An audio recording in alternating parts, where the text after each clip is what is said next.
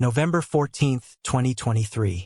The sun does not rise gently over Dubai. It erupts. One moment, the horizon is a bruise of purple and charcoal, and the next, it is a blinding white furnace that scorches the desert sand into glass. To the influencers posing for golden hour shots on the terraces of the Sahara Crescent Island, Dubai is a playground of the future, a utopia of tax-free luxury and impossible architecture. But to the laborers waking up in the cramped dormitories of Sonipur, and to the sanitation workers navigating the oily, stagnant waters of the Al Saraf waterway, the city holds ancient, darker secrets beneath its glittering veneer. At 5:47 a.m., the air was already thick with humidity, a suffocating blanket that smelled of diesel, salt, and the peculiar metallic tang of the dredging barges. A sanitation crew aboard the Al Hadaf, a rusted vessel tasked with clearing debris from the waterway near the Rafiq crossing, was beginning its morning shift. They were looking for the usual refuse of a disposable society: plastic bottles, discarded tires, perhaps driftwood carried in from the Gulf. They were not looking for a body. It was the foreman, a weathered man named Tariq, who first spotted the anomaly snagged against the barnacle-encrusted pilings of the bridge. It didn't bob like driftwood or float like plastic. It was heavy, anchored by the waterlogging of expensive fabric. It was a bundle roughly 5 feet long, meticulously wrapped in a rug. But this was not a discarded piece of carpet. Even through the grime of the creek, the morning sun caught the glint of gold thread. It was a hand-woven Persian prayer rug, deep crimson and indigo, the kind found in the private prayer rooms of the Jamal Gardens district, worth more than Tariq earned in a year. "Bring the hook," Tariq shouted over the drone of the engine, his voice tight. He knew the shape of tragedy when he saw it. When the workers hauled the heavy, sodden mass onto the rusted steel deck of their barge, the silence was deafening. The water drained from the wool in dark, heavy rivulets. The silk ties that bound the ends of the rug were knotted with specific military precision. As Tariq pulled the final knot loose, the rug unrolled with a wet slap against the metal, revealing a sight that would send shockwaves from the servant quarters of Satwa to the marble palaces of Al Noor Heights. Inside was the body of a woman, petite, no older than 35, with features that suggested the delicate, sculpted beauty of Southeast Asia. She was dressed in a modest white abaya, the fabric high-quality silk, now ruined by the brackish water. It was the uniform of a household staff member, but elevated, tailored. There were no signs of a struggle, no defensive bruises on her forearms, no scratches on her face, no terror etched into her features. Her eyes were closed, her expression serene, almost peaceful, as if she were merely sleeping in a very cold, very dark room. She looked like a porcelain doll that had been carefully, lovingly placed back into its box. But as the medical examiner would later inventory her personal effects in the sterile, fluorescent glare of the morgue, one detail shattered the convenient narrative of a tragic domestic worker's suicide. Clutched tightly in her right hand, frozen in the stiffness of rigor mortis, was a pendant. It was a kamsa, the hand of Fatima, a symbol of protection, but this was no tourist trinket. It was solid platinum, encrusted with 12 carats of flawless VVS1 diamonds, their fire undimmed by the creek's mud. It was a piece of jewelry commissioned from a private jeweler in the Gold Bazaar, worth approximately $50,000. Domestic workers in Dubai do not wear $50,000 necklaces. They do not get wrapped in antique Persian rugs, and they do not get disposed of with such terrifying tenderness. This was not a maid. This was a message. This is the story of Valerie Larry Dumaget, a woman who arrived in the Emirates with a stolen name, a reconstructed past, and a chilling belief that love was nothing more than a transaction where the currency was male ego. And this is the story of the Almateri dynasty, a family whose billions were built on oil, real estate, and silence, but whose foundations were cracking under the weight of unspeakable grief and fratricidal jealousy. What you are about to hear is not a simple tale of a forbidden affair or a crime of passion. It is an anatomy of a long con gone wrong, a story of a hunter who walked into a lion's den, mistaking the beast's silence for weakness. To understand why Larry ended up in the creek, wrapped like a grim offering, we must first understand the world she infiltrated. Al Noor Heights is often called the Beverly Hills of Dubai, but that comparison fails to capture the sheer scale of its isolation and exclusivity.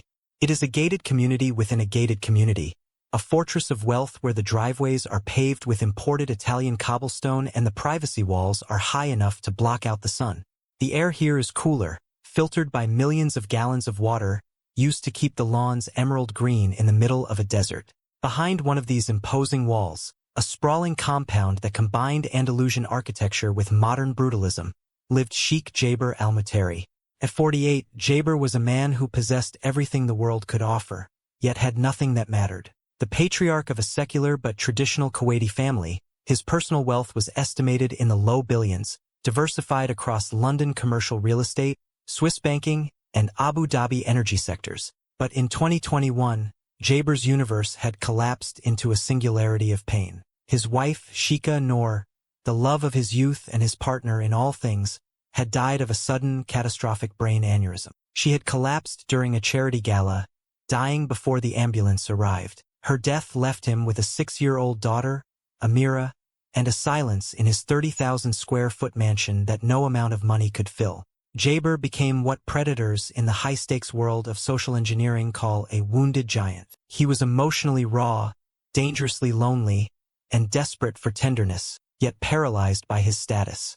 He had retreated from public life, stopping his visits to the Falconry Club, skipping board meetings, and leaving the day-to-day operations of the Al-Mutari Empire to his younger brother, Majid.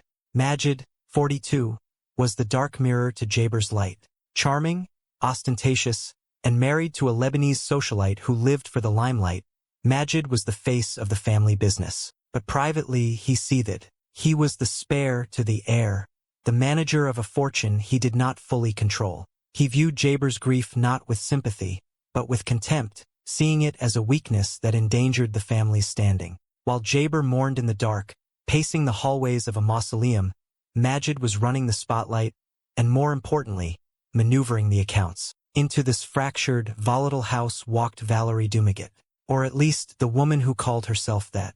The woman who entered the Al-Mutari compound in early 2023 was 34 years old, with soft, doe-like eyes and a voice that barely rose above a whisper. Her resume, provided by a bespoke placement agency in Jumeirah known for discretion, was a masterpiece of fiction. It listed her as a pediatric care specialist with impeccable references from diplomat families in Singapore and royal households in Riyadh. She claimed to be a widow herself, working abroad to support a sick mother and a younger brother in Quezon City. It was a lie. All of it. The woman known as Larry was indeed from the Philippines, but she was no simple caregiver. Her real history was a roadmap of strategic seduction and calculated mortality across 3 countries. Born in the suffocating slums of Tonda, Manila, amidst the smell of burning trash and desperation, she had learned early that her beauty was a ticket out, but only if wielded with surgical precision. She realized that men of power did not want a partner, they wanted a reflection. In her early 20s, she had reinvented herself as a catalog model in Macau. There, she met her first husband, Liang, a 62-year-old shipping tycoon with a bad heart and a worse temper. Their marriage lasted 6 months. It ended when Liang suffered a massive stroke shortly after revising his will to include her. Servants whispered that Larry had waited an hour to call the ambulance, sipping tea while he gasped for air, but nothing was proven. The family settled out of court to avoid a scandal, and Larry walked away with $200,000 and a new wardrobe. Next came Beirut. Larry reinvented herself again, this time as a sophisticated hostess in a VIP casino lounge, fluent in French and feigned innocence. There, she met Jean-Luc, a retired French diplomat 30 years her senior. They were spiritually married in a private ceremony in the hills of Byblos. Jean-Luc died 14 months later of an overdose of his heart medication. The police ruled it accidental, an old man confused by his pills, but whispered rumors in the expatriate community suggested emotional coercion, that she had driven him to a state of dependency where he couldn't tell day from night.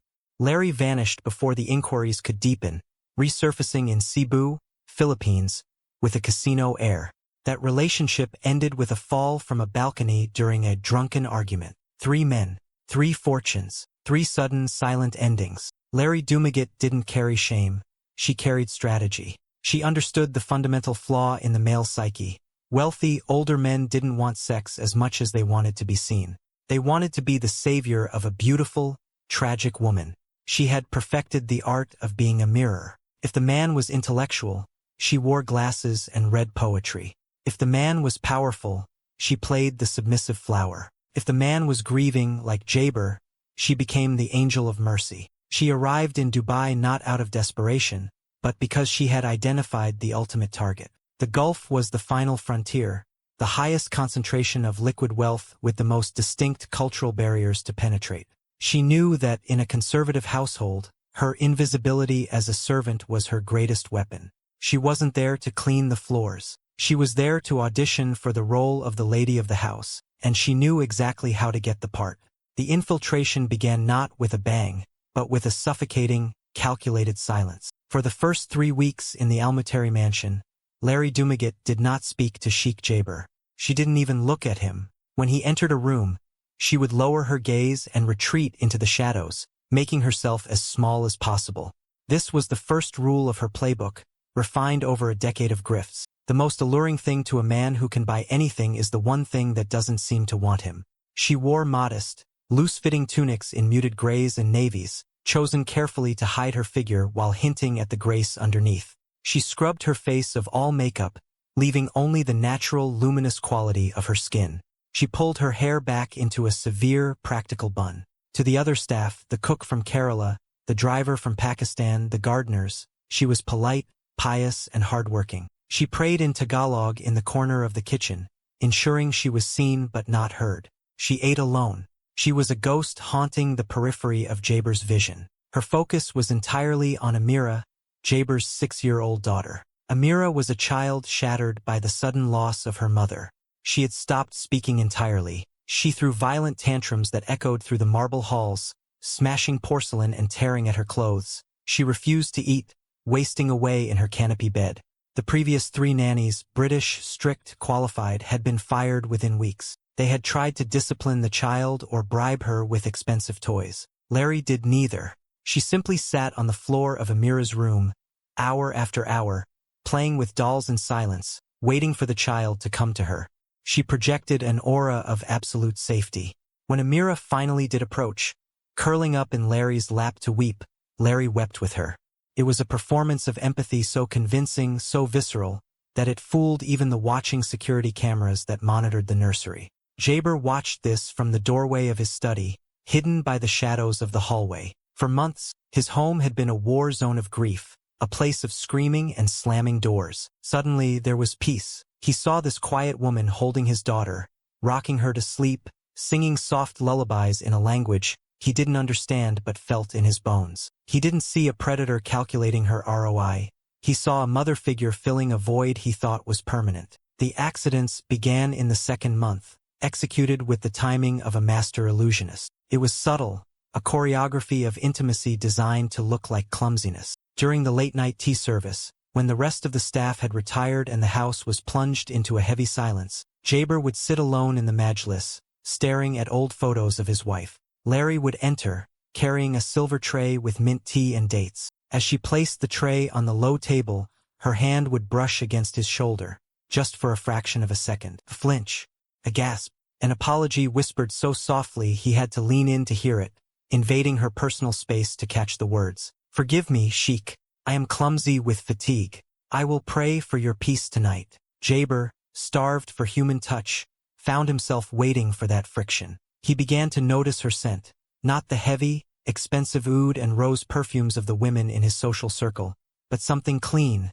like soap, rain, and jasmine. He began to ask her questions, breaking the barrier between master and servant. "How is Amira today?" he asked one evening, not looking at his papers. Larry paused at the door, her hand on the frame. "She is healing, sir. But she misses the sound of your voice. A house without a father's laughter is just a museum. It holds memories, but no life." The line was scripted, practiced in front of a mirror in her servant quarters for hours until the pitch was perfect, but delivered with a trembling lip and a downward glance. It struck Jaber like a physical blow. He looked at this woman, wearing a uniform, head bowed, and saw wisdom that exceeded her station. The escalation was rapid but hidden behind a veil of propriety. Larry began leaving books of poetry in the rooms she cleaned, knowing Jaber was an admirer of classical verse. One afternoon, he found her dusting the library, weeping silently while holding a copy of Rumi, her finger tracing a specific line. "Why do you cry?" he asked, stepping into the room, his voice soft. Larry looked up, her eyes shimmering with artificial tears, her chest heaving slightly.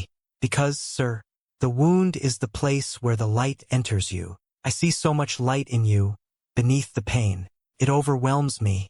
I am just a maid, but even I can see the king hiding inside the mourner." She had memorized that quote 3 days prior, but to Jaber it was a revelation. Here was a soul who understood his suffering, a woman who saw him not as a bank account or a business opportunity, but as a man emerging from darkness. The class difference, the cultural divide, the racial barriers, it all vanished in the face of this shared emotional language. By the 4th month, the boundaries had dissolved. Jaber was finding reasons to be home during the day. He canceled meetings. He bought Amira gifts, but watched Larry's reaction to them, seeking her approval. He started complaining to her about the pressures of the business, the coldness of his brother Majid, the emptiness of his social obligations. Larry listened, nodding, offering soft affirmations, never pushing, always pulling.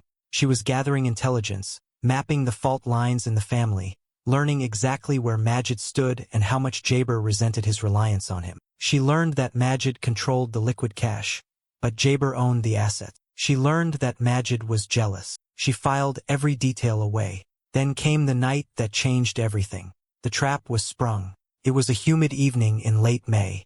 The air conditioning hummed against the oppressive heat outside. Jaber called Larry to the main salon. He was pacing, a glass of water in his hand. He looked younger, energized by a manic kind of hope that only comes after a long depression. "Larry," he said, using her name without the title of Miss for the first time, stripping away the formality. "I cannot watch you live in the servants' quarters anymore.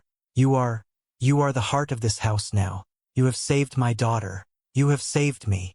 He didn't just offer her a raise. He didn't offer her an affair, which would have been the expected move for a man of his stature. Jaber Al-Mutari, a man whose lineage could be traced back generations, proposed marriage to his Filipina nanny. The offer was staggering. He promised a private villa on the Sahara Crescent Island, separate from the family compound to avoid immediate scandal until the appropriate time. He promised full legal custody of Amira would be shared with her. And he opened a velvet box. Inside was not a ring, that would be too public, too soon, but a diamond kamsa, the very pendant that would later be pulled from the Al Saraf waterway. "I want you to be protected," he said, his voice thick with emotion, his eyes wet. "I want to take care of you, as you have taken care of us. I want you to be my wife." Larry stood there, the velvet box in her hand. The diamonds caught the light of the chandelier, fracturing it into 1,000 rainbows. This was the endgame. This was the moment she had played for in Macau, in Beirut, in Cebu. The jackpot, the retirement fund, the ultimate score. All she had to do was say yes, play the role of the grateful, submissive wife for a few years, and she would be set for life, wealthier than she had ever dreamed. She looked at Jaber. She saw a man who was handing her the keys to his kingdom, a man who had bared his throat to the wolf. "Yes," she whispered, her voice breaking perfectly. "Yes, Jaber." She lowered her head to hide her face. Jaber thought she was overwhelmed with joy, overcome by the honor he was bestowing upon her. He stepped forward and embraced her, holding her tightly, burying his face in her hair. But if he had looked closer, if he had pulled back just an inch to see her face, he would have seen the truth. Larry's hands were trembling violently, not from love, not from gratitude. They were trembling with the terrified, electric adrenaline of a gambler who has just bet everything on a single spin of the wheel. She wasn't crying. She was calculating. She was thinking about the prenup she would have to navigate, the offshore accounts she would need to open, the timeline for his natural death. She had secured the target, but she had forgotten about the observer. While Jaber held his new fiancée in the quiet of the salon, a shadow moved in the hallway. Majid Al-Mutari had been watching. He had seen the brush of the hands weeks ago. He had heard the poetry recital in the library. He had intercepted the glances. And unlike his brother, Majid was not blinded by grief. He was a cynic, a businessman, and a predator in his own right. He saw the performance for what it was. As Larry smiled against Jaber's chest, staring blankly at the wall over his shoulder, Majid stood in the darkness. his face illuminated by the cold blue light of his smartphone. He looked at the email he had just received from a private investigator in Manila. Attached was a photo of a woman who looked exactly like Larry, standing on a balcony in Cebu next to a man who would be dead 10 minutes later. Majid smiled. He didn't interrupt. He didn't storm in to save his brother. He simply turned, walked silently down the hall, and dialed a number. The game was not over. It had just begun. June 28, 2023. In the blistering heat of the UAE summer, the Al-Mutari clan retreated to their ancestral estate in Abu Dhabi, a sprawling fortress of white marble and manicured palms on Saadiyat Island. To the outsider, this gathering celebrated faith and family. But to Valerie Larry Dumagat, standing in the shadows of a colonnade that cost more than her entire childhood neighborhood in Tonda, this was the final test. She had conquered Sheikh Jaber's heart. He was pliable, soft with grief, blinded by the mirage of a second chance at happiness. But the Al-Mutari family was not just one man. It was an institution, and guarding its gates was Majid Al-Mutari. The drive from Dubai had been a silent procession of Rolls-Royces and G-Wagons. Larry traveled in the lead car with Jaber and Amira, wearing a kaftan of pale emerald silk, a gift that signaled her elevated status. But as they passed through the iron gates, she felt eyes on her. Not Jaber's admiring gaze, but the predatory, calculating stare of his younger brother. Majid had arrived separately in a Rosso Corsa Ferrari, moving through the gathering with the swagger of a man who knew he was the true engine of the empire. While Jaber sat receiving elders and speaking of charity, Majid was closing deals and commanding attention. He was the modern face of the dynasty, secular, ruthless, and dangerously observant. Throughout the day, Larry maintained her performance. She served tea to suspicious aunts, managed Amira's moods with gentle whispers, played the role perfectly. But every time she looked up, Majid was watching her. Not with lust, which she could handle. Not with disdain, which she could ignore. With the cold, clinical curiosity of a scientist examining a particularly interesting virus. At 4 p.m., as the sun painted the marble in shades of bruised orange, a servant approached. Mr. Majid requests your presence in the West Library. He wishes to discuss educational requirements for young Amira. A summons. Larry glanced at Jaber, deep in conversation with an imam. She told herself it was routine school fees, travel arrangements. The West Library was a sanctuary of dark wood and leather, smelling of old paper and expensive tobacco. When she entered, the mahogany doors clicked shut, sealing out the celebration. Majid stood by the window, overlooking the Persian Gulf. He didn't turn. Do you know why my brother loves the sea, Larry? Because it brings him peace, sir, she replied, adopting the submissive posture that worked so well on Jaber. Majid turned slowly, holding a crystal tumbler of whiskey. Because he thinks it is pure. He sees beauty on the surface. He forgets that underneath there are sharks, garbage, and things that drown. Jaber has always had a problem with depth perception. He walked to a massive oak desk, picked up an iPad, and slid it across the polished wood toward her. I, on the other hand, prefer to look at the bottom of the ocean. Larry stepped forward. She looked at the screen. For the first time in 10 years, the mask slipped. The image was grainy, from a security camera in Cebu, Philippines, dated 3 years prior. A hotel balcony. A man leaning over the railing, visibly intoxicated. Behind him, her hand resting on his back. Not holding, but perhaps guiding, perhaps pushing, was a woman with honey blonde hair and a cocktail dress. Unmistakably Larry. Majid swiped. A death certificate appeared. Cause of death, accidental fall due to intoxication. Another swipe, a bank transfer record. Beneficiary, Valerie Dumagat. Amount 12 million pesos. He moved until he stood inches from her, smelling of cologne, whiskey, and arrogance. Valerie Dumagat. Or is it Maria Santos? Elena Cruz? You change names like other women change shoes. My Manila investigator was very impressed. You're a ghost. You enter a man's life, his heart stops, his bank account empties. Very efficient. Larry couldn't breathe. Her future, the villa, the diamonds, was dissolving. Jaber is a romantic. Majid circled her like a shark. If I show him this, it will break him. But then, because he is an Al-Mutari, he will do what is necessary. He will hand you to the police. And in this country, for a crime like this, against a family like ours. He made a cutting motion across his throat. Pack your bags. Tonight. Gone before morning prayers. If you're still here at sunrise, I show him everything. This was the moment where Larry was supposed to beg, to fall to her knees and scamper away. Majid expected tears, but he had miscalculated. He assumed she was motivated by fear. He didn't understand that a woman who survived Tonda's slums and Macau's high-stakes tables runs on something far more potent, survival instinct. Larry looked at the iPad, then at the door where Jaber sat, oblivious, then at Majid. She saw triumph in his eyes, the pleasure of destruction, and beneath that, resentment. Why was Majid doing the dirty work while Jaber played the grieving saint? Majid was smarter, stronger, yet Jaber held the title, the final authority. Larry straightened her spine. The submissive slump vanished. She raised her chin. The shy nanny evaporated. The predator who had walked out of Beirut with a dead man's fortune emerged. She stepped toward him. "You could tell him," she said, her voice steady, stripped of the subservient accent. Low, smoky, knowing. "You could show him the photos. He'll be destroyed. You'll be the good brother. The loyal dog who fetched the stick." Majid blinked. The insult landed. But think about it, Majid. She used his first name with shocking familiarity. "If I leave, Jaber will eventually recover. He'll find another wife. Maybe a nice Kuwaiti girl from a powerful family. Someone with brothers, lawyers. Someone who will look at the company books and ask why the spare is managing the heir's money." She picked up his whiskey glass, took a sip, eyes locked on his. "Or you could have me." The silence was crushing. Majid stared, processing the audacity. "What are you talking about? I don't want to be Jaber's wife because I love him. I want it because he's a vault that needs opening. You know, he's weak, unfit to lead.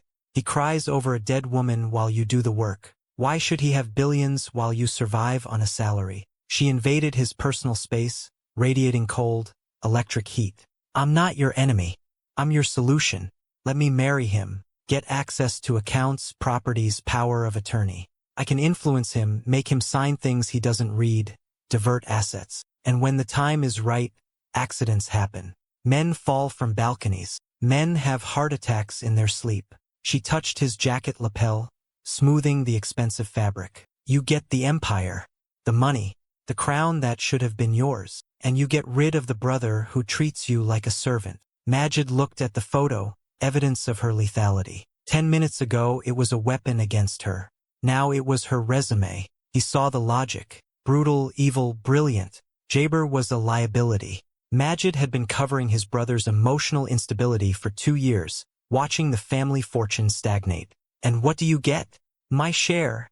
Larry smiled without warmth. "And the thrill of playing with someone who actually knows the rules. Someone like you." The moral precipice was right there. He could expose her and save his brother. Or jump with her. He thought of Jaber's patronizing tone earlier. "Majid, handle the guests. Majid, check the catering." Slowly, deliberately, Majid took the iPad. He deleted the photo, the death certificate, the report. "He listens to you. He trusts you. He worships me," Larry corrected. "We need time. The wedding must happen. The prenup needs structuring so spousal rights override trust fund stipulations. I'll draft papers, but you make him sign without his lawyers reviewing them." "I can do that. He thinks lawyers are cynical, that our love is pure." "I'll tell him involving lawyers insults his honor." Majid laughed sharply. "You're a monster." "I'm a mirror, Majid," she whispered, lips inches from his ear. "I'm just showing you what you really want." July 2023. Dubai's unbearable heat drove everyone into air-conditioned twilight. The dynamic shifted, though only 2 people knew it. To the world, Larry was the doting fiancé. To Jaber, his angel. But in the shadows, a dark alliance formed. The seduction wasn't traditionally sexual, though there were stolen touches, heated glances, palpable tension Jaber noticed but misinterpreted. No, this affair was intellectual, conspiratorial. They met in the most public, invisible places. Gold on 27 Bar at the Burj Al Arab, where sheer altitude and opulence made them feel untouchable. In a velvet booth overlooking chic Zayed Road's glittering spine, they plotted the dismantling of a man who loved them both. "He's talking about expanding the London portfolio," Majid said one evening. If he does, liquidity will be tied up for years. We need cash. Larry, wearing a diamond bracelet Jaber gave her that morning, nodded. I'll tell him London is unlucky, that I dreamed the market would crash. He's superstitious now. He listens to dreams. Good. Push him toward the offshore Cayman accounts. I control those ledgers. If the money moves there, it disappears. It was intoxicating for Majid. His entire life, he'd been the responsible one, the boring one. Now he was living a noir film, the mastermind, and Larry made him feel powerful. She deferred to his genius, praised his strategy, fueled his ego until it eclipsed his conscience. He's weak, she would whisper during late-night calls on burner phones. A child in a man's body. You are the real sheik, the real king. Exactly what he'd always wanted to hear. By August, the plan evolved from theft to something darker. The wedding was scheduled for October. The prenup was drafted with Majid's engineered loopholes. But Larry was growing impatient. She sensed Jaber's grief lifting. A healed Jaber might be suspicious. One night they met in Majid's car, parked in Dubai Marina's underground darkness. The air was heavy, recycled, smelling of exhaust and danger. He wants to bring his personal attorney into the prenup discussion next week, Larry said, voice tight. If that happens, the lawyer will see the loopholes, close the accounts. Majid hit the steering wheel. I told you to keep him away from lawyers. I can only do so much. He's waking up, Majid. The fog is clearing. Once he's fully awake, he'll see me. He'll see us. She turned to him. Dashboard lights cast eerie shadows on her face, making her look like a beautiful skull. He cannot make it to the wedding. The words hung in the air. This was the line. He's my brother, Majid said weakly. He's the obstacle, Larry countered ruthlessly. If he dies after the wedding, police investigate me. The Black Widow.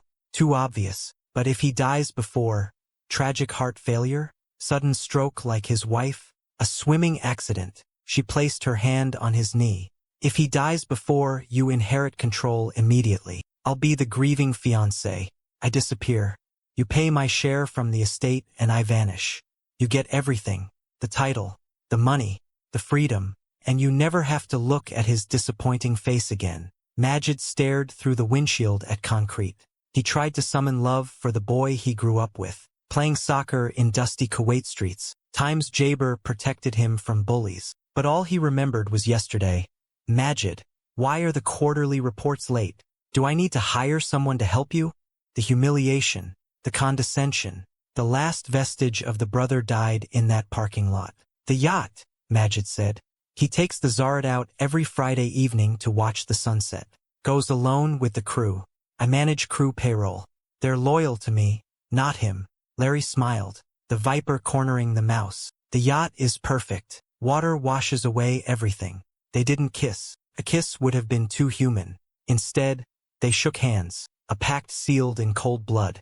Larry got out, her heels clicking a rhythm of impending death. She thought she was the player, that she'd manipulated the jealous brother into killing the king. She thought she was writing the script, but as Majid watched her walk away, his face didn't show the lust or triumph she expected. It showed something else entirely. Deep, terrifying sorrow, mixed with resolve of steel. Larry Dumaget was a master of reading people, but she'd forgotten that in a hall of mirrors, it's very easy to mistake a reflection for the real thing. She thought she'd turned Majid. She didn't realize that some bonds, no matter how stretched, are made of blood. And blood is thicker than water, thicker even than greed. The trap is set. The players are in position. But who is really holding the knife? If you think you know how this ends, you're wrong. Join us for the next act, where the surveillance state of Dubai reveals that even ghosts leave footprints. September 2023. The heat in Dubai does not break. It simply lingers like a fever that refuses to break, settling into the bones of the city and turning the marble walkways of Al Noor Heights into skillets. Inside the Al Muteri mansion, the air was always a perfect, crisp 68 degrees, filtered and scented with jasmine, but the atmosphere had become heavy with something that no climate control system could remove. It was the weight of 3 people living in a house built for a family, yet playing a game of poker where the stakes were life and death. To the outside observer, the tableau was domestic perfection. Sheikh Jaber, the recovering widower, was finally smiling again, planning a wedding that promised to be the social event of the season. Larry, the devoted fiancé, was busy with designers and caterers, her earlier modesty replaced by the quiet confidence of a woman who knows she has won the lottery. And Majid, the loyal brother, was more present than ever, dining with them almost every night, offering toasts to their happiness and managing the complex financial restructuring required for the marriage settlements. But silence in the Almuteri household was never truly empty. It was a living thing, a repository of secrets, and Jaber Almuteri had spent his entire life learning to listen to what was not being said. The world, and certainly his brother, mistook Jaber's grief for blindness. They saw a man who spent hours staring at the ocean or reading poetry in his library and assumed he had lost his edge, that the sorrow of burying his wife had hollowed him out, leaving only a shell that could be easily cracked and discarded. They forgot that before he was a grieving husband, Jaber was the architect of a multi-billion-dollar conglomerate. They forgot that in the desert, the predator that makes the most noise is usually the one that gets eaten, while the lion that survives is the one that stays perfectly, terrifyingly still until the moment it strikes. The first crack in the illusion appeared on a Tuesday evening over a dinner of lamb and saffron rice. It was a small thing, a microscopic lapse in tradecraft that only a paranoid man or a brilliant one would notice. Larry had reached for the water pitcher at the exact moment Majid reached for the salt. Their hands didn't touch, but their eyes did. It wasn't a look of longing, or lust, or even friendship. It was a look of shared knowledge. It was a look that said, "We are on schedule."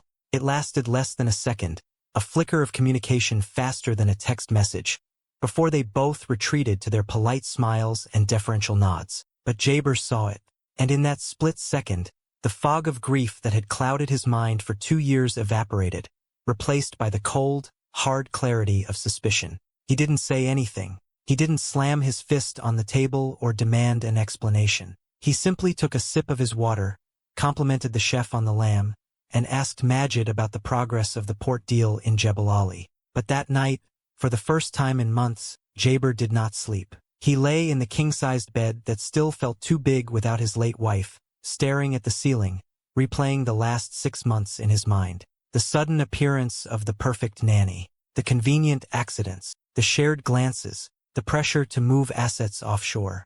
The pieces of the puzzle, which had seemed so random, suddenly clicked into a terrifying picture. 2 days later, Jaber made a phone call. He didn't call the company lawyers, whom Majid monitored. He didn't call the police chief, who was a family friend but legally bound by protocols. He called a number he hadn't used in 15 years, a contact from his days negotiating oil rights in the volatile regions of the Horn of Africa.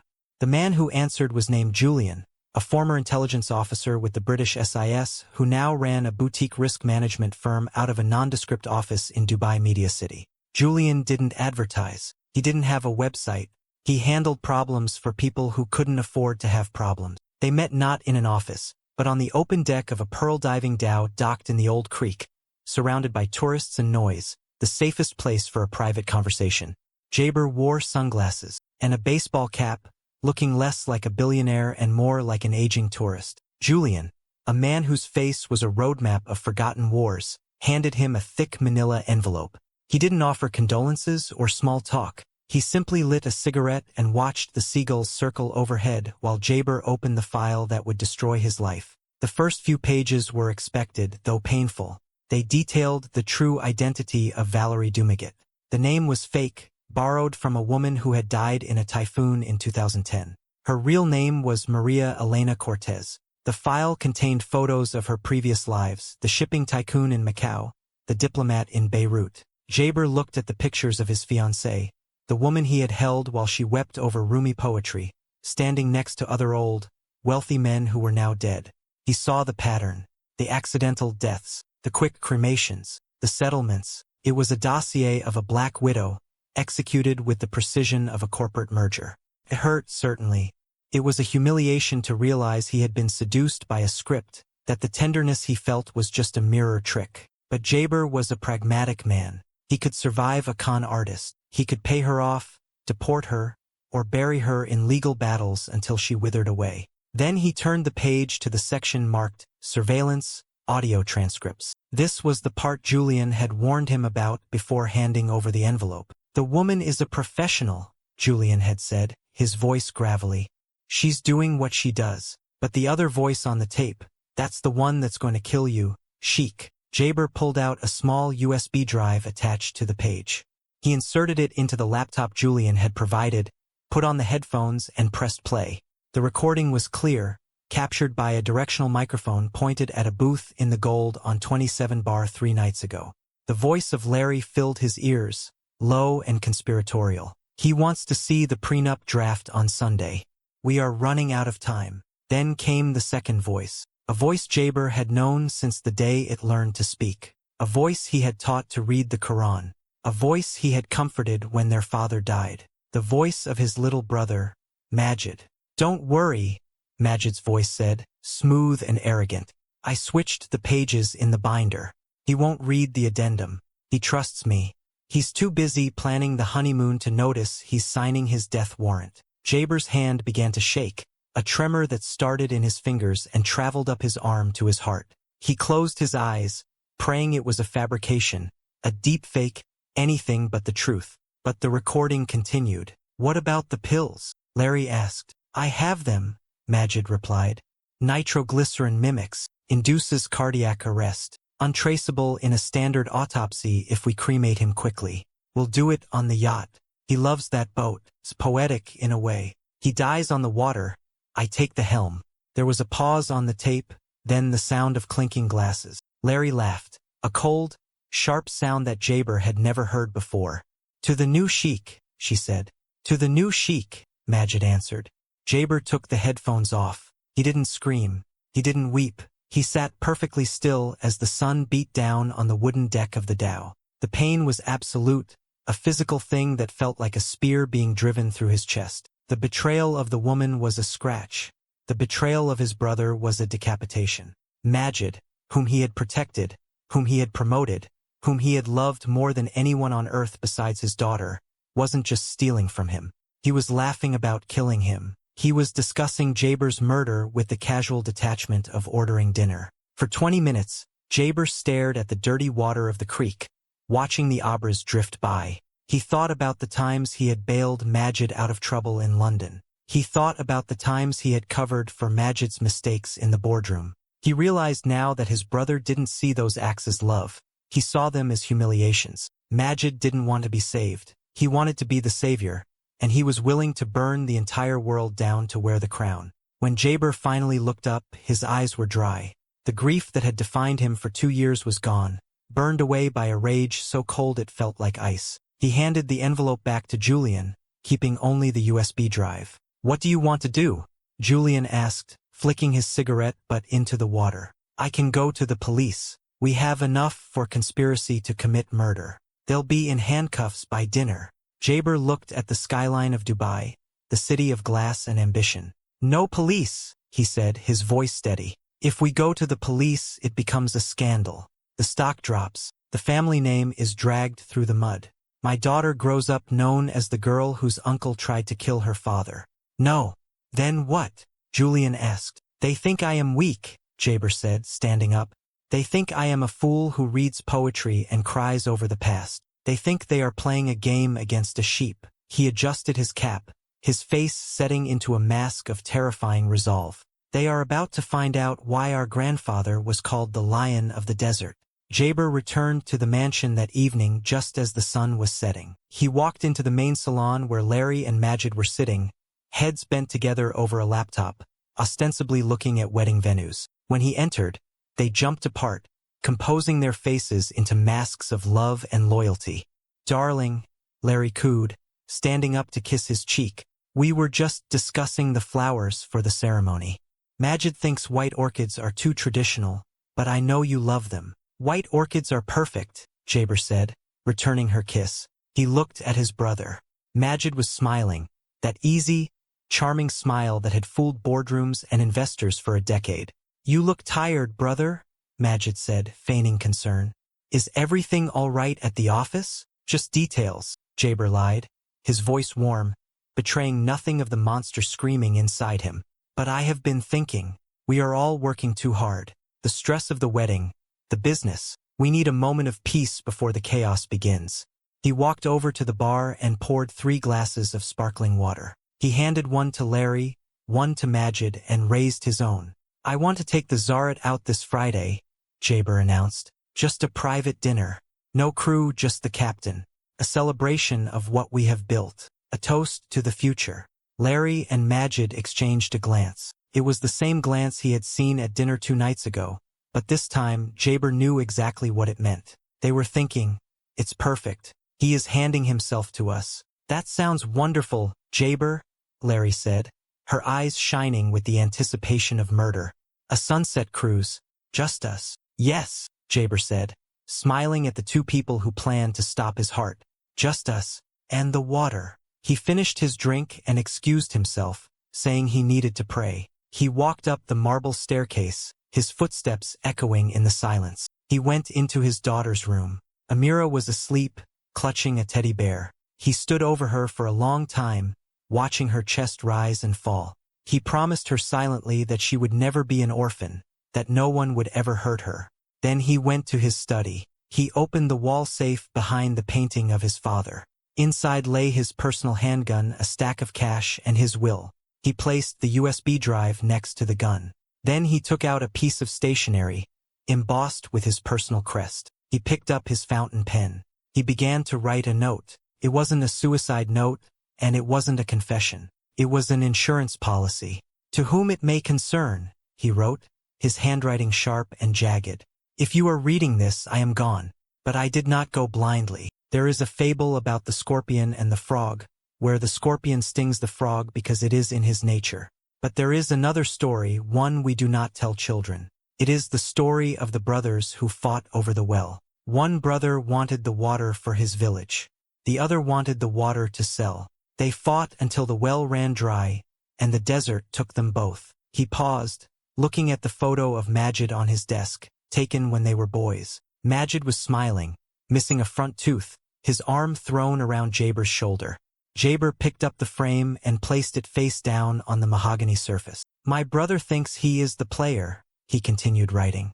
"He thinks Larry is his pawn, and Larry thinks she is the queen. They do not realize that the board is rigged. I am not the king to be checkmated. I am the one who owns the table." He sealed the letter in an envelope and addressed it to his lawyer in Geneva, with instructions to open it only in the event of his death or disappearance. He put it back in the safe and spun the dial. Downstairs, he could hear the faint murmur of their voices. They were probably celebrating. They were probably discussing how they would spend the money, how they would redecorate the house once he was gone. Let them celebrate. Let them plan. Hope, Jaber knew, was the cruelest poison of all. He would let them drink it until they were drunk on it. He would let Larry believe she had won. He would let Majid believe he was finally the sheik. And then, on Friday, on the open water where no one could hear them scream, he would show them the truth. He would show them that the silence they had mistaken for weakness was actually the silence of a man holding his breath before he pulls the trigger. The investigation was over. The trial was about to begin. And on the Zaret there would be no jury, no judge, and no appeal. There would only be the water, the night, and the truth. Jaber turned off the light in his study, plunging the room into darkness. For the first time in 2 years, he felt completely calm. He knew what he had to do. It was a sin, certainly. It was a tragedy. But as he looked out the window at the glittering skyline of the city that wealth had built, Jaber Almateri accepted his fate. He would not be the victim. He would be the lesson. October 13th, 2023.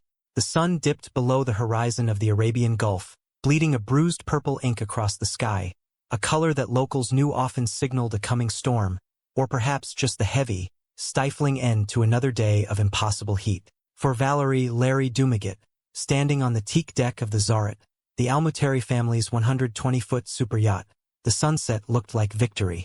She wore a dress of white silk chiffon that billowed in the gentle sea breeze, chosen specifically because it made her look like a bride before the wedding, a vision of purity and promise. In her mind, the script was already written. By sunrise, she would be a grieving widow, the tragic heroine of a story that would end with her inheriting millions. She believed that the man standing at the helm, staring out at the darkening water, was a walking corpse. She believed that the champagne cooling in the silver bucket was for a celebration he would never live to see. She believed that she was the predator. She did not know that she was the bait. The journey to the yacht had been a surreal blur of luxury and silence. Jaber had driven them himself in the vintage Rolls-Royce Phantom, a rare indulgence for a man who usually preferred to be chauffeured. He had been quiet, his hand occasionally resting on hers, his grip firm, almost possessive. Larry had interpreted this silence as the solemnity of a man deeply in love, a man overwhelmed by the prospect of their future. She had squeezed his hand back, offering soft, scripted reassurances, while secretly checking her phone for a message from Majid. The message had come just as they passed the security gates of the Sahara Crescent Island Marina. A single green checkmark, the signal. It meant the crew on board had been briefed. It meant the pills were in the wine. It meant the plan was active. As the Zaret cut through the black glass of the water, moving away from the glittering, artificial constellations of the Dubai skyline, the atmosphere on board shifted. Usually, a yacht of this size would be buzzing with a crew of 5 or 6, stewards offering canapés, deckhands securing lines, a captain chatting over the intercom. Tonight, the vessel felt like a ghost ship. There were only 3 crew members visible. The captain, a grim-faced man named Abbas who had served the family for 20 years, and 2 silent deckhands who moved with the efficiency of undertakers. They did not make eye contact with Larry. They did not offer her a drink. They simply performed their duties and vanished into the shadows of the lower decks. Jaber led her to the aft deck where a table had been set for 2. The linens were crisp Irish cotton. The silverware was heavy, antique silver engraved with the Almateri crest. Crystal flutes caught the reflection of the distant city lights. It was a setting designed for romance, but the air was thick with a tension that made the hair on Larry's arms stand up. She told herself it was just anticipation. The adrenaline of the kill. She sat down, smoothing her dress, and watched as Jaber picked up the bottle of Cristal. "To the horizon," Jaber said, his voice low and steady, pouring the golden liquid into her glass, then his own. "The place where the sky meets the sea. The place where illusions end." Larry smiled, raising her glass. Her heart was hammering against her ribs. This was it. The poison, or the chemical mimic Majid had promised, was supposed to be in his glass, or perhaps in the food. She wasn't sure of the exact delivery method Majid had chosen, only the result. "To us, my love," she whispered. "To forever." Jaber took a sip. He didn't grimace. He didn't clutch his chest. He simply set the glass down and looked at her. The look was unsettling. It wasn't the adoration she was used to. It was a flat, heavy gaze, devoid of light. It was the way a man looks at a contract he has already read and rejected. "You look beautiful tonight, Larry," he said, but the compliment sounded like an observation of a specimen. "White suits you. It is the color of surrender." "It is the color of a bride, Jaber," she corrected gently, trying to steer the script back to romance. "I wanted to be beautiful for you." "Beauty is a tool," Jaber replied, leaning back in his chair. "My father used to say that beauty is the most dangerous weapon in the world because you invite it into your home.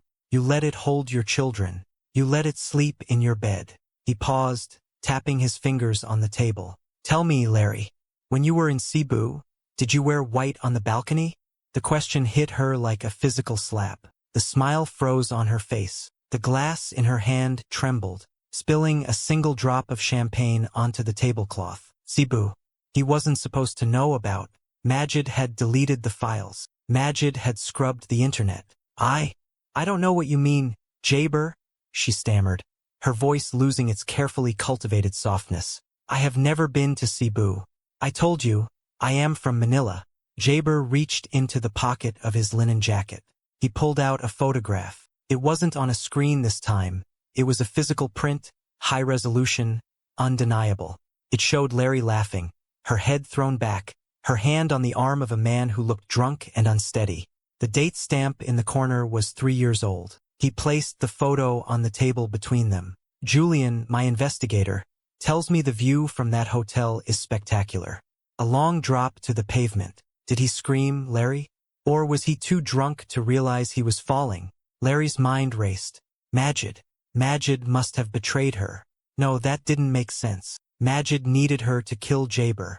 Why would he give Jaber the evidence? Unless Jaber had found it himself. Unless she had underestimated the sleeping lion. "Who gave you this?" she hissed, the mask dropping completely. The shy nanny was gone. The predator was cornered. Was it Majid? Is this some sick game you two are playing?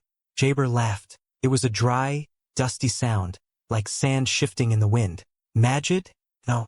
Majid didn't give me this. Majid tried to delete it. I watched him do it on the security feed from the library. You see, Larry, in this house the walls have eyes, and the library has a 4K camera hidden in the spine of a hollowed-out Quran on the shelf behind the desk. He picked up his glass again, swirling the champagne. I saw you touch him. I saw you drink his whiskey. I saw the moment you decided that I was worth more dead than alive. And I heard you. He reached into his pocket again and placed the small black USB drive on the table next to the photo. The gold on 27 bar, Jaber recited, his voice devoid of emotion. He is weak. He is a child. Accidents happen. Do you remember those words, Larry? You should. They were your vows, much more honest than the ones you planned to say at our wedding. Larry stood up, knocking her chair back. The Zaret was moving faster now, heading into the deeper, darker waters of the international shipping lanes. The city lights were a faint glow on the horizon. She was alone in the middle of the ocean with a man she had planned to murder, and he knew everything. Majid is part of this, she screamed, her voice cracking. He planned it. He gave me the pills. He hates you, Jaber. He laughs at you behind your back. He calls you a weak, pathetic old man. She expected Jaber to crumble. She expected the revelation of his brother's betrayal to break him, to reduce him to the weeping widower she had manipulated for months. She wanted to hurt him, to draw blood before the end. But Jaber didn't flinch. He looked at her with a terrifying pity. I know, he said softly. I know he hates me. I have known for 10 years. Do you think I am blind? Do you think I didn't notice the missing funds in the London accounts? Do you think I didn't see the way he looked at my chair at the head of the table? He stood up slowly, towering over her. But he is my blood. And in our world, blood can be poisoned, but it is still blood. You are just a parasite. You thought you could use my brother as a weapon against me. You thought you were the player. He took a step toward her. Larry backed away until her hips hit the railing of the yacht. The dark water churned 50 feet below. My daughter asked me a question this morning, Jaber said, his voice dropping to a whisper that was louder than the engine. She asked me why you don't look at her like you look at my brother. Even a 6-year-old child could see the hunger in your eyes. Not hunger for love, hunger for power. Majid will kill you, Larry shrieked, desperation clawing at her throat. The crew, they are his men. They work for him. He told me. Jaber shook his head slowly. Majid manages the payroll, yes, but I own the boat. And Abbas, the captain? Abbas carried me on his shoulders when I was a boy. Abbas buried my father. Majid thinks money buys loyalty. He forgets that honor cannot be bought. It must be earned. He snapped his fingers. From the shadows of the upper deck, Captain Abbas stepped into the light. He was holding something in his hands. It wasn't a weapon. It was a prayer rug, deep crimson and indigo, woven with gold thread. Larry looked at the rug. Then she looked at Jaber. The realization hit her with the force of a physical blow. The pills, the signal, the plan. It was all a lie. Majid hadn't sent the green checkmark to signal the crew. Majid hadn't sent it at all. Jaber had the phone. Jaber had sent the message himself, just to see her smile. Majid didn't send you here to kill me, Larry, Jaber said, his voice sounding very far away. I brought you here to save him. Save him? She whispered, tears streaming down her face. Real tears this time. He wants you dead. He wants the crown, Jaber corrected. And he was willing to use a snake to get it. If I kill him, I become a kinslayer. I destroy my family. But if I remove the snake, if I show him that his weapon has turned to dust, perhaps he can be saved. Perhaps he can be broken and rebuilt. He gestured to the rug. You came to Dubai to be a wife, Jaber said cold-heartedly. You wanted to be wrapped in luxury. You wanted to be carried by wealth. 2 deckhands emerged from the stairwell. They held lengths of silk rope, the same silk used to tie the curtains in the master bedroom of the mansion. Larry tried to run. She lunged to the left, aiming for the stairs to the bridge, screaming for help. But there was no one to hear her. The ocean swallowed her voice. The deckhand caught her easily, his grip like iron. She fought, scratching and biting, her nails tearing at his uniform, but it was the struggle of a bird against a storm. They forced her to her knees on the deck. The beautiful white dress pooled around her like spilled milk. Jaber watched, his face impassive, like a judge passing a sentence that had been decided centuries ago. "Please," she begged, staring up at him. "I'll leave. I'll disappear. I'll sign anything. I have money hidden. I can pay you." "You have nothing," Jaber said. "The offshore accounts you opened? I froze them this morning. The diamonds you stole? We will take them back. The life you thought you had? It never existed." He turned his back on her. He walked to the railing and looked out at the sea. "Proceed," he said. The last thing Larry saw was the intricate pattern of the prayer rug as it was pulled over her head. It smelled of cedar and old wool. She felt the silk ropes tightening around her ankles, then her wrists. She felt herself being lifted, a heavy, struggling bundle. She tried to scream one last name, not Jaber, not Majid, but her mother's name, a final regression to childhood terror.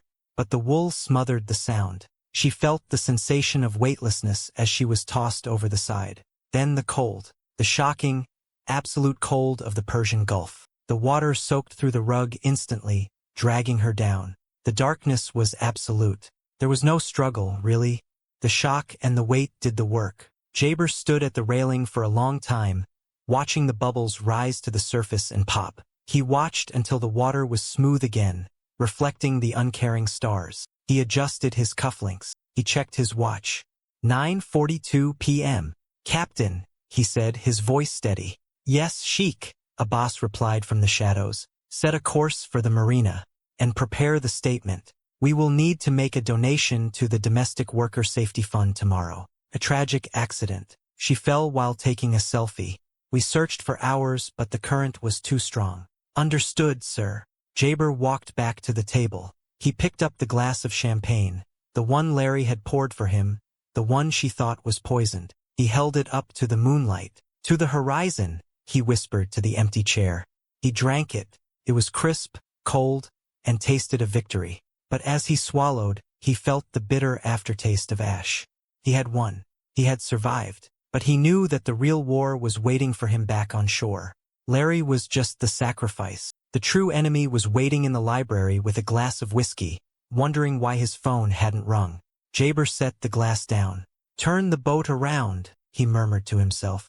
"It is time to go home and teach my brother a lesson about gravity." The Zaret turned in a wide white arc, leaving nothing behind but a disturbed wake that would soon settle, hiding everything beneath the surface.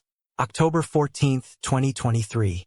The morning after the voyage of the Zaret brought a silence to the Almateri mansion that was heavier than the humidity outside. It was not the silence of grief, which has a texture of weeping and hollowness. It was the silence of a held breath, the terrified quiet of a house waiting for a bomb to detonate. Majid Almateri sat in the main salon, nursing a cup of black coffee that had gone cold an hour ago. He had not slept. Every time he closed his eyes, he saw the plan he had constructed in the dark corners of his mind playing out like a movie reel. He imagined the phone call he was supposed to receive from Larry, a frantic, tearful voice telling him that Jaber had suffered a heart attack, that the pills had worked, that the ambulance was on its way but it was too late. He imagined himself rushing to the marina, playing the devastated brother, taking the helm of the family empire before Jaber's body was even cold. But the phone had not rung. The silence stretched from midnight, through the call to prayer at dawn, and into the blinding brightness of the morning. Majid checked his burner phone for the 100th time. Nothing. No green checkmarks. No messages. Just the digital void. A cold dread began to pool in his stomach, a primal instinct warning him that the hunter had somehow become the prey. Had she failed? Had she panicked? Or worse, had she taken the money he transferred and simply vanished, leaving him to explain the conspiracy to a living, breathing Jaber? At 9 a.m., the front doors of the mansion opened. Majid stood up, his heart hammering against his ribs, smoothing his silk tie with trembling hands. He expected police. He expected Larry. But it was Jaber who walked in. Jaber looked impeccable. He was wearing a fresh white kandura, his gutra perfectly starched, his face shaven and smelling of expensive oud. He didn't look like a man who had survived an assassination attempt. He didn't look like a man whose fiancée had vanished into the sea. He looked like a CEO returning from a successful merger. He walked past Majid without a word, handing his sunglasses to a servant, and headed straight for the stairs. "Jaber," Majid called out, his voice cracking slightly. Where is Larry? Is she still on the boat?" Jaber paused on the landing. He turned slowly, looking down at his brother with an expression that Majid couldn't read.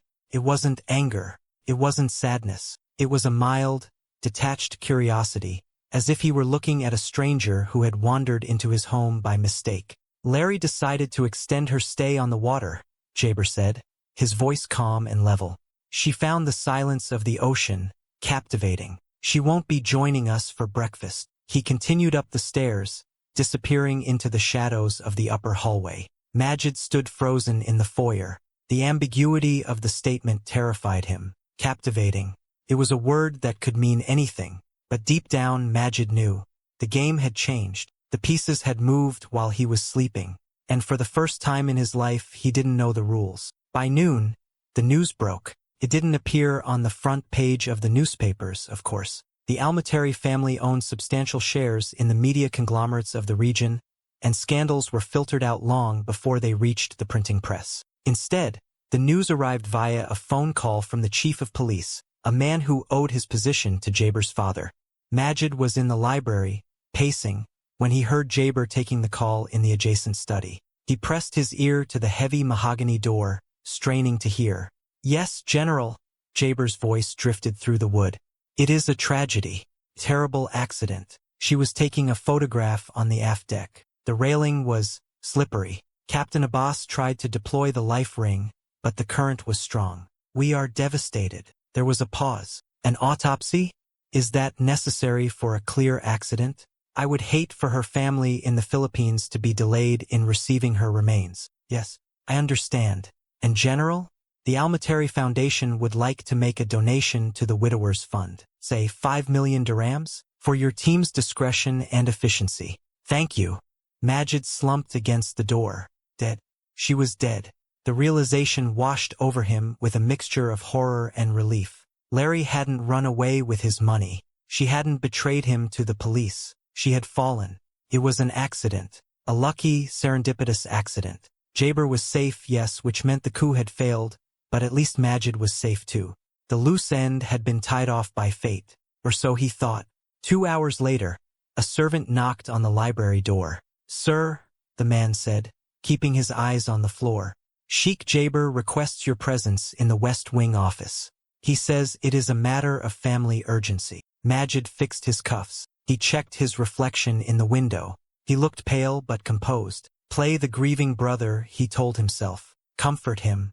Be the rock. If Larry is dead, the evidence died with her. He walked to the West Wing, the nerve center of the Almateri Empire. The office was a fortress of glass and steel, overlooking the Dubai skyline. When he entered, Jaber was sitting behind the massive ebony desk. The blinds were drawn, plunging the room into a semi-darkness illuminated only by the blue glow of a laptop screen. "Sit down, Majid," Jaber said. He didn't gesture to the comfortable leather armchairs in front of the desk. He pointed to a hard, wooden chair placed in the center of the room, isolated, like a defendant's seat in an interrogation room. Majid sat. "Brother, I heard the general on the phone. I am so sorry. Larry, she was a light in this house. How are you holding up?" Jaber didn't answer. He swiveled his chair around, picking up a small remote control. He pointed it at the large flat-screen monitor mounted on the wall. "Do you know what the problem with modern technology is, Majid?" Jaber asked conversationally. "It remembers everything. We think we can delete history. We think that if we drag a file to the trash bin, it disappears. But nothing ever truly disappears. It just waits to be found." He pressed a button.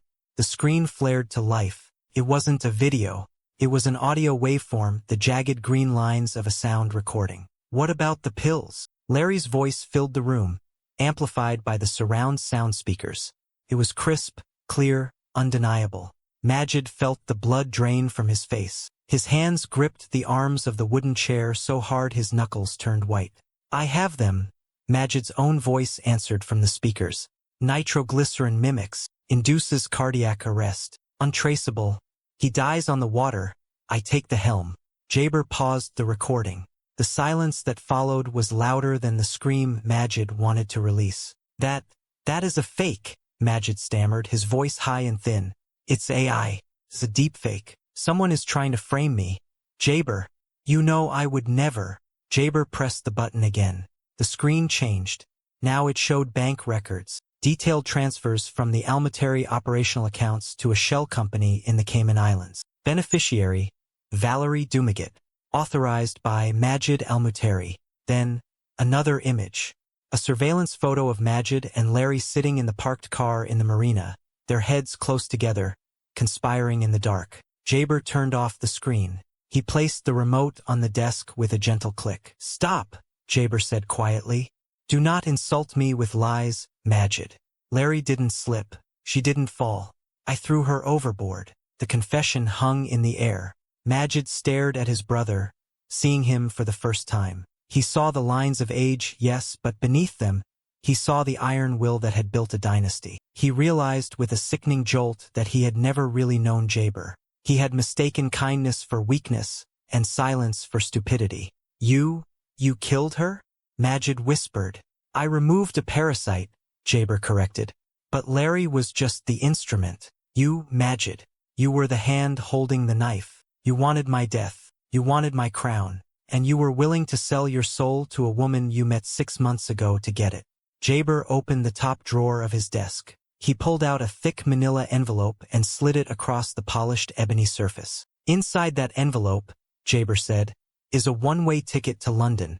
It also contains the deed to a small apartment in Kensington and a debit card with a monthly allowance of £5,000. London? Majid asked, bewildered. Jaber, I run the company. I manage the accounts. You can't just send me away. You run nothing, Jaber said, his voice hardening into steel. As of this morning, your signatory powers have been revoked. Your access to the accounts is frozen. Your name has been removed from the board of directors. You are no longer an executive of Almateri Holdings. You are barely an Almateri. He leaned forward, his eyes locking onto Majid's. I could have given this recording to the police, Majid. I could have watched them drag you out of here in handcuffs. You would rot in a cell for the rest of your life for conspiracy to commit capital murder. Do you know why I didn't? Majid shook his head, tears of terror streaming down his face. Because of our mother, Jaber said, his voice softening for a fraction of a second before freezing again. She made me promise on her deathbed to protect you. She said you were weak. She said you needed guidance. I am keeping my promise. I am protecting you from the consequences of your own evil. I am letting you live. He pointed to the door. A car is waiting to take you to the airport. You will leave now. You will not speak to Amira. You will not speak to the staff. You will go to London, and you will live a quiet, small life. If you ever try to return to Dubai, if you ever try to contact the press, if you ever try to access the family money again, the USB drive in my safe goes to the general. And then, not even our name will save you. Majid stood up. His legs felt like water. He looked at the envelope, then at his brother. He wanted to beg. He wanted to scream that it was Larry's fault, that she had seduced him, that he was the victim. But looking into Jaber's eyes, he saw only a mirror reflecting his own smallness. He realized that he had been outplayed from the very beginning. He took the envelope. He walked to the door. Jaber, he said, pausing with his hand on the frame. She really loved you, you know, in the beginning, before the money. No, Majid, Jaber replied, turning his chair to look out at the skyline. She loved the reflection of herself she saw in my eyes, just like you loved the reflection of the sheik you thought you could be. Neither of you ever saw me. Majid walked out. The door clicked shut behind him, sealing his exile. Jaber sat alone in the darkening office. He watched the lights of the city flicker to life, a sea of diamonds against the black desert night. He opened the wall safe. He took out the USB drive, the only copy of the evidence that secured his throne, and placed it inside a small velvet box, right next to the empty space where the diamond camsa used to be. He picked up his phone and dialed his daughter's nanny, the new one, an older woman from Yorkshire who didn't like poetry and had no interest in jewelry. Bring Amira to me, he said gently.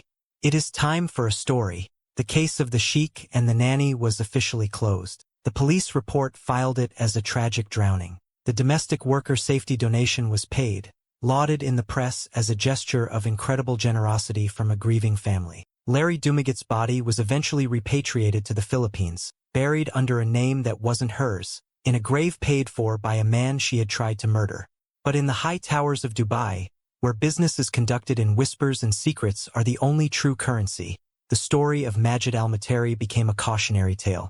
It is a story about the danger of underestimating the quiet ones. It is a story about how the desert does not forgive weakness, and how the lion does not need to roar to prove he is the king. Valerie Dumaget thought she was playing a game of hearts. Majid al-Matari thought he was playing a game of thrones. Neither realized they were sitting across from a grandmaster who had already calculated the checkmate before the first pawn was moved. Justice, in the end, was not found in a courtroom. It was found in the cold, dark water of the Gulf, and in a lonely apartment in London where a man would spend the rest of his life looking over his shoulder, waiting for a phone call that would never come.